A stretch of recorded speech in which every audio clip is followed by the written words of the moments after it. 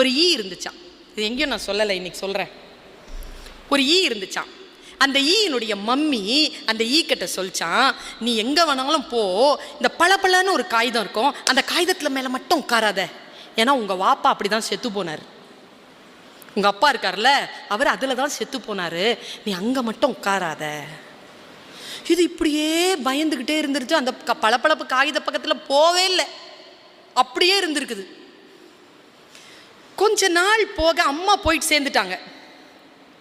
இதனுடைய ஃப்ரெண்ட்ஸ் இருக்காங்கல்ல, அவங்க எல்லாருமே அந்த பளபளப்பு காகிதத்தில் போய் உட்காரதும், அப்படி ஜால்ரா காட்டி அப்படி சால்ஜாப்பு பண்ணி அப்படி வர்றதுமா பயங்கர சாகசம் பண்ணுறாங்க. இந்த ஈ பார்க்குது, நம்மளை மட்டும் எங்கள் அம்மா சொல்லிட்டு செத்து போயிடுச்சு போவாதுன்னு. அவங்களுக்குலாம் அம்மா இல்லையா, அவங்க அம்மாலாம் சொல்லலையா, அவங்க மட்டும் விளையாடுறாங்க, நான் மட்டும் அங்கே போகக்கூடாது, எங்கள் அம்மா சொல்லிருச்சே.